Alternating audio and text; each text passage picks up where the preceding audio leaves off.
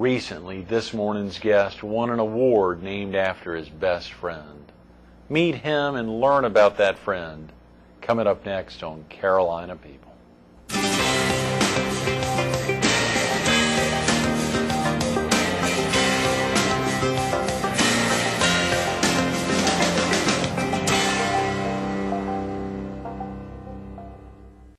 Good morning. Welcome to Carolina People. This morning we're at Keller Williams Realty, Myrtle Beach Central, home of Team Whiteman.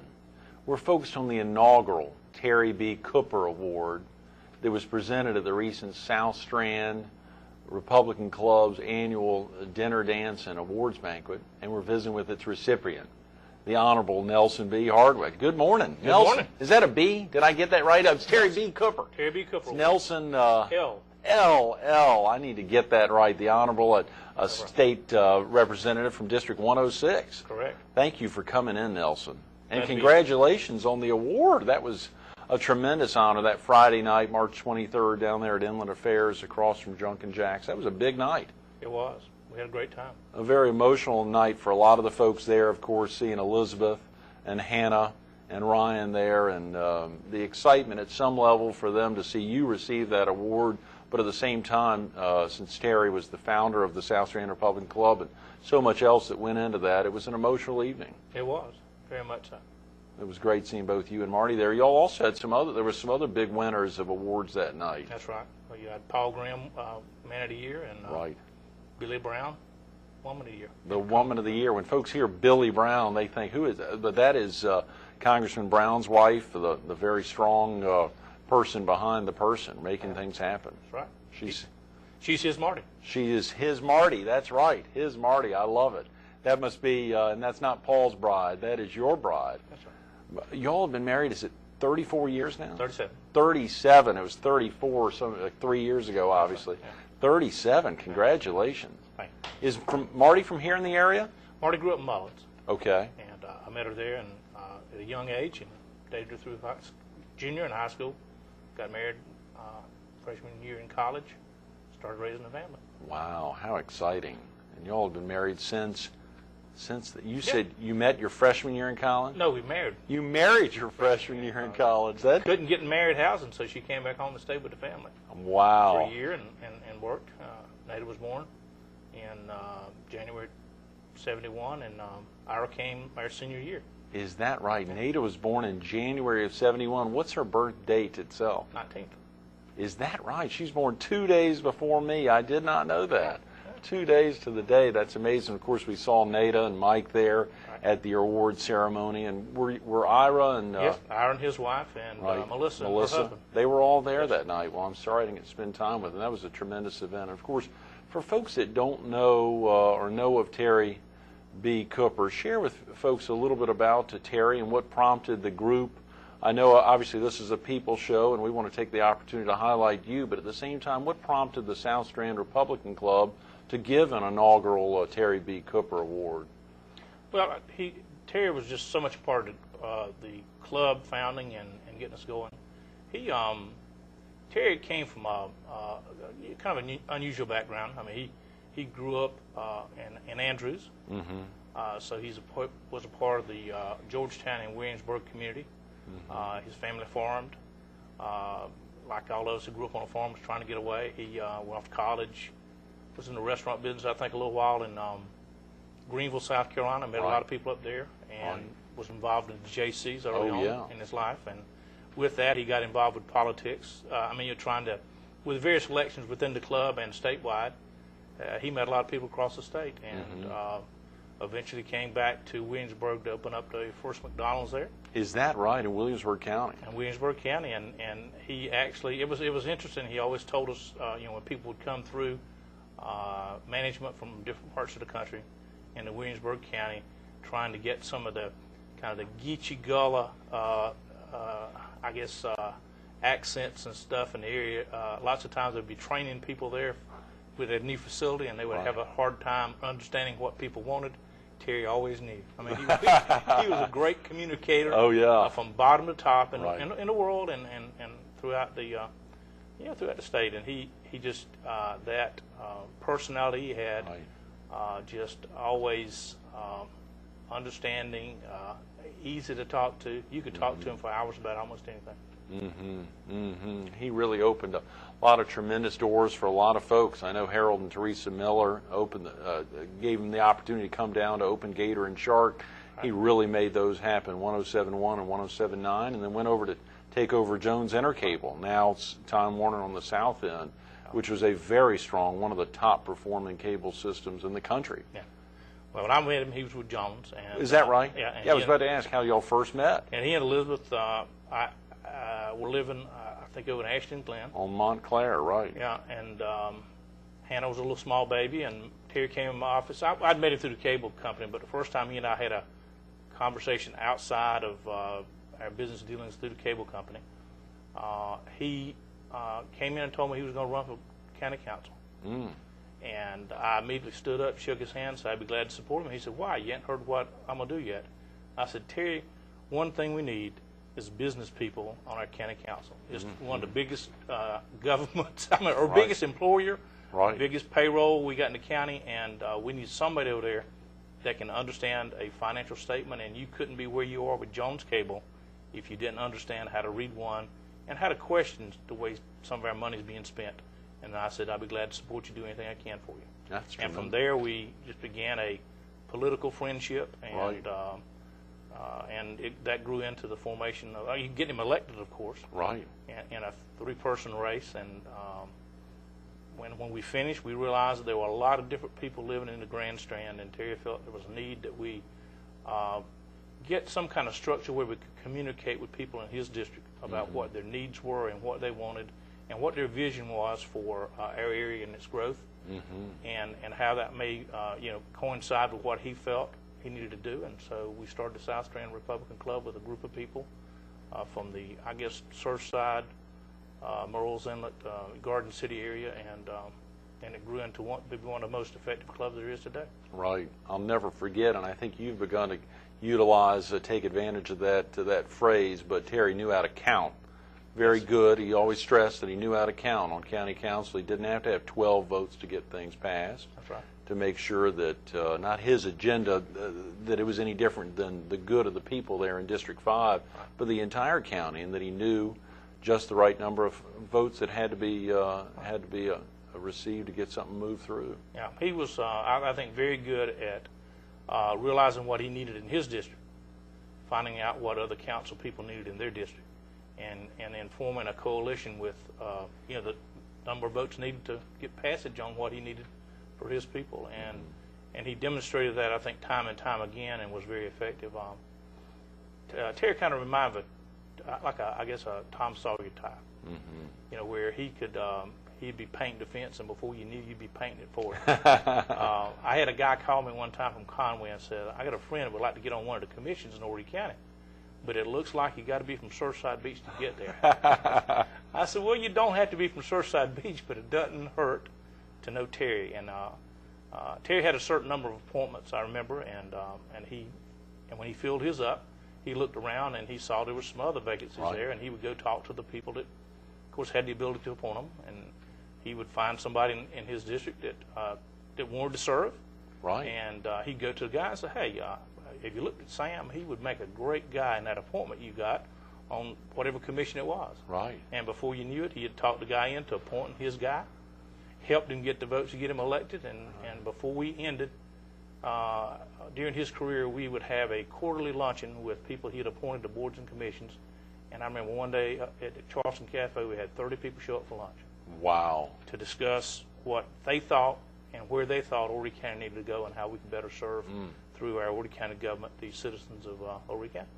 I remember Terry sharing that one time on a trip up to a USC football game, that it wasn't that he had any special, he just, as you pointed out, he just found some of those holes, and it's not like he was doing anything overly special. He just made sure that those seats were filled. That's right. Which was very important. He always encouraged people to get involved. He saw where they could serve, and when people didn't act on those positions, why he had the ability to go in and just move people into places and bring people together. He had a very unique way of conducting himself, where politically he was almost as good from weakness as he was from strength. In that he would, end up putting together a plan to get what he needed and stuff. And he was first and foremost a family guy. He loved his family. He loved kids. I remember whenever, everybody thought that Terry was about the B&C deal, when we had that come up. Right. When it came up, Terry voted against it. And to everybody's surprised, what's going on? And so Terry said, well, we need some help on the South End. We don't have recreation facilities and different things like that. And before it was over, Burris and Chapin decided that they needed to give a 50-acre site to Horry County. Right. And I don't know if anybody else got anything out of it, but South Strand got a government building. That's site. tremendous, South Strand complex. And Roddy Dickinson was talking about that last Tuesday. Absolutely. And it's great because we have got the fastest growing area, as you know. Right. There on the South End, it's where the waterway, right. Of course, the waterway bubbles out into the Waccamaw River, and we have the largest landmass east of the Intercoastal Waterway down in, my District 106 would coincide with what Terry's district was. And we got a lot of people moving in there, and we're going to have a lot of people there, and the need for recreation facilities for kids. Oh, yeah. We need to do that, and he had the vision to make that happen. Truly. Terry's no longer with us, Nelson. That's right. Sad time. It's just you don't know when you're going to be called to leave, and we all need to be about doing what good we can do while we're here. Absolutely. And I can say that from my standpoint, he did a lot of good, and he should be remembered for just the great person he was, a man who loved his family, was involved in his community and his church, and he did what good he could do while he was here. And I miss him often. He, by the time, when he passed, he lived across the street from me. Right. I had become the godfather of his youngest son, Ryan. Right. And they wanted to move from the subdivision they were in, and my neighbor was leaving town, and I introduced him, and he bought the house, and so he and I got very close as neighbors. Right. And right across the street, yeah. Exactly, and we would always have some function over there, political function, bringing people down to see things his way. He was always thinking towards the future. Our club was one of the first, I think, organizations probably in Horry County, other than maybe the Chamber or some other one, that realized what NISA was, the Northeastern Strategic Alliance. Right. Terry had heard of it. We invited the director to come down and talk to our club. Right. And so the guy came and he told us what we're doing, and he left, and everybody says, so why are we interested in a 9-10 county region of South Carolina? He said, well, we need to elect leaders at all levels, local, state, and federal. We'd already been involved with Henry Brown's campaign, and he had been elected. Right. And he said, we've got to get people prepared to come out of our club and our county to work with other people to get Horry County a fair share. And how do you get there? Numbers. Right. And so what do you do about numbers? You move out of your district into other districts, and you begin to count your votes. And the PD is a place he saw that we need to get the votes and that sort of thing. And Nice has come a long way. Yes. But if you check back, the first club they came to speak to in Horry County was the South Strand Republican Club, which just indicates what vision Terry really had. And I think the great thing about Nice is that, and of course Terry's relationship not only in the Republican circles, but you'd never hear Yancey McGill say a negative thing about his brother, in a sense, from Williamsburg County there, and the connection that he had with Williamsburg and Georgetown. Yancey very involved in NISA, really helping it get going, and of course brought a lot of parties and a lot of folks together. That's right. Interested in the same region. Well, of course, the loss of Terry to pancreatic cancer is one that's difficult for a lot of folks to get over, but obviously life goes on. And it's a great opportunity to recognize him through this award. Also, I believe a portion of, is it Ocean Boulevard that's named after him? Yes. Down in the Surfside Beach area? Yes, when Terry was elected to county council, he and Tom, well, he had known Tom Keegan before, but he and Tom Keegan, who was representative from 106, got to know him real well, and shared complaints from people. And when people would call Tom and with a problem, it was, a lot of them are county problems now, local problems. Tom would refer them to Terry. Terry would take care of them. You'd see that, somebody investigated, somebody found out what we could do, and we told the people if we could do anything, and if we could, we did it, and it was over. Mm-hmm. And that was a kind of help that Keegan had never had, mm-hmm. and he and Terry grew very close, and they were very much involved with what each other were doing for the district. Right. And we continue that tradition today. In fact, probably a Saturday a month, Senator Cleary and myself meet with our South Strand Republican Club group. Is that right? With Great. Several people from Surfside Beach Town Council, the mayor's there, often there, and talk about problems on the South End and how we can work locally, statewide, and federally to solve them. Mm-hmm. And Terry's successor there from District 5, Howard Barnard, hopefully carrying the torch very well as well. Absolutely. It's tough to fill those shoes. Those are really big shoes. And, of course, the Silver Star Scholarship, another thing that it has had difficulty keeping up the level of activity that it had during Terry's life, but a tremendous group to benefit Horry County fire, police, and sheriff, their children. And a lot of dollars were given in scholarship form to help support, and will continue to be over the years as different ways to support those very important children in this area. Yeah, Terry, he was had a lot of energy. Mm-hmm. Was always going. Right. I was amazed at how much he could get done. Yeah. But he did it through encouraging other people to help, finding out where he thought they could help best, and placing them there. Did Terry have anything to do with you making a decision, Nelson? Actually, it was obviously after his death, but you may have been thinking of that, to actually run for office. Did he have anything to do with prompting you to think seriously about running for District 106? Well, we talked about several things. I mean, of course, whenever, back in those days, Representative Keegan was doing a great job for the South End. He was serving on Ways and Means. Right. And everything was great. We had kind of mapped out some strategy there about what to do after reassessment, kind of see how things would happen. Right. And with that, we had some things, planned about how we would be involved with that in trying to see if we could help with redrawing the district, right. and making it a stronger Horry County district. And Terry made several trips up to Columbia, talking with Yancey and some others about how that district might be drawn. Sure. Anyway, he had planned to run for the Senate. It was no secret. I remember when I had Ray Cleary came in one day to one of our meetings. It came 2 times, and I said, "So Ray, why are you here?" He said, "Well, I'm thinking about running for the Senate seat." And I said, "Ray, I love you, because I've known Ray a lot longer than you, Terry. Ray's a great guy, and Ray's doing a great job today as our senator." Absolutely. And very pleased that he was able to take that over. And I say how he did is that get me there. He always said, "You need to either run for my seat or run for Keegan's seat or something." I said, "Well, if it opens up, I'll think about it." And having spent some time with Keegan and Terry during his short illness,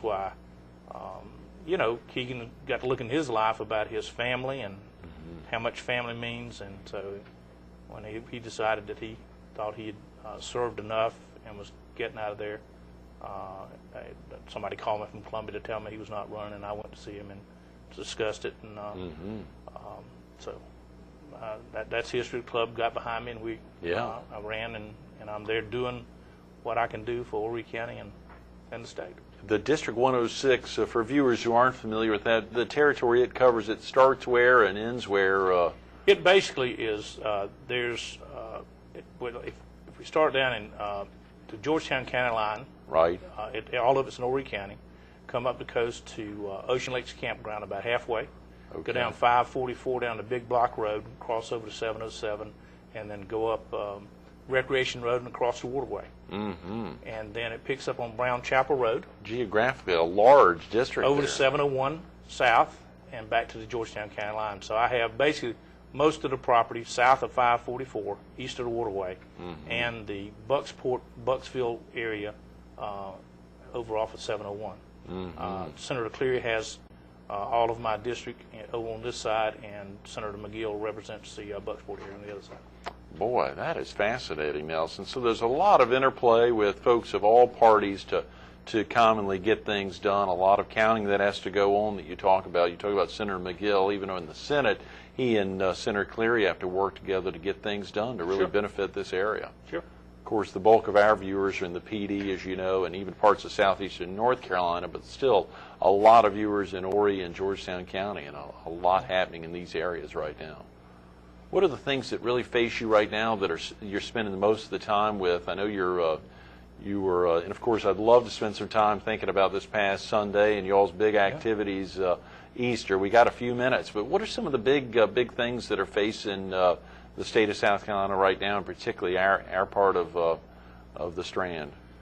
Well, there are a lot of issues out there, but I think one of the most important issues we have here in Horry County, and especially one of the six, is roads. Mm-hmm. And obviously, SCDOT reorganization is really high on my priority this year about what we're going to do. Both the House version of reorganization and the Senate version redraw the districts instead of by congressional district the way they are now, but by highway districts. And by highway districts, we are put in with 7 counties in the PD region out of the Florence district office. And so that aligns back up with NISA. And I think that may be politically a better deal for us than being in first congressional district. I know that, and we have one district engineer instead of 2 commissioners, representing us. I think it could play well into the NISA connection and to continue to get funding for I-73 and our SEL project for the South End. Yes, that's tremendous, and that roads are going to happen, Nelson. No, they're happening. In fact, I-73 is coming through my Easter egg hiding grounds. Where you were this past Sunday, you all had, of course, a big eat. We just got a couple of minutes. Share with viewers what all was happening this past Sunday and what you all have been doing year after year on Easter. Well, I just for people to understand their pain in roads, we have, I know probably a 60-year tradition of hiding Easter eggs in my mother's family. And I'm 55, so I can remember 50 of them very well. Mm-hmm. And we've been hiding eggs probably 25 years, 25, 30 years at a location by our fish pond out in western Horry County. And I-73 is staked right now to come right down the middle and wipe it out. Mm. But we had a great time. It was cold, but kids come out. We separate them into 2 groups, kindergarten and under, or first grade and under, depending on what the kids are, so we kind of divide the eggs. We hide 140, 150 dozen eggs. No. 2 Easter eggs. Oh, wait, yes. 140 dozen? Dozen. Son of a gun. Dozen. And we generally find 90% plus. Is that right? Every time, and we give out 2 Easter eggs, and everybody has fun. But we pick on grandmothers because grandmothers, my mother and her sisters, are able to help the kids, the younger kids, hide eggs, and you don't want to get in there. That's tough. Grandmamas are digging for Easter eggs. Oh, and we're talking about 75 down to 50 years old grandmothers. Wow. Looking for eggs with their little grandchildren. You don't want to get in the way. You come from a pretty big family there, Nelson. Yeah, large family in western Horry County. That's amazing. Yes. Right. Like I told you before, 64 first cousins, Greg. 64. I remember you sharing that a couple of years ago when we were filming in the studio. 64 first cousins. And you can remember them all by name. Oh, yeah, absolutely. And in fact, Henry Golding, we were in a lawsuit when I first came down here. She asked me who I was related to. I told her. She didn't believe me. She started asking me to name them.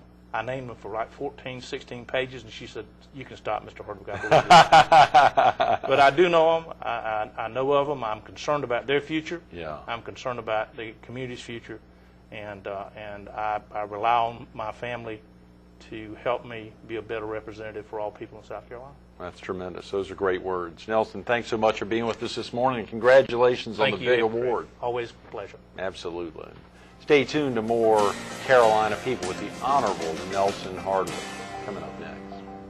Often you not only have a week that's primarily focused on families, but an entire day. This morning's interview started with family and wrapped up with family. You hear Nelson talk about it's all about relationships. Earlier this week, Brian Simpson kicked off the week talking about the birth of his son, 11, 12 weeks early. Tammy Harrell on Wednesday talking about the birth of her own child, Avery Grace.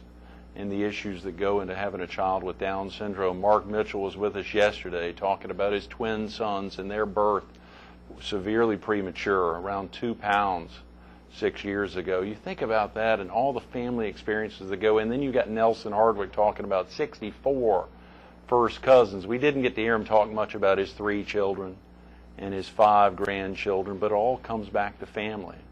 Whether it's the family of all the citizens around in District 106 who worked hard to get him elected, whether it's the family of Terry B. Cooper and so many that worked hard to get him elected when he ventured out to run for District 5, and all the other families that these 2 men have touched and have made a difference in their lives. Whether it was the big family on Easter this past Sunday and those ages at a very early age up to 75 out in a field next to a pond out near Gallivan's Ferry. Think about that on a Sunday afternoon out in the cold, but to getting out and searching for those 140 dozen eggs. It's all about family, making a difference every day for the citizens of South Carolina, for the citizens of District 106, and for you. You can learn more about Nelson and about the Terry B. Cooper Award. Visit the South Strand GOP's, the Republican Club's website. They got a lot going on there, a lot going on. Take a look.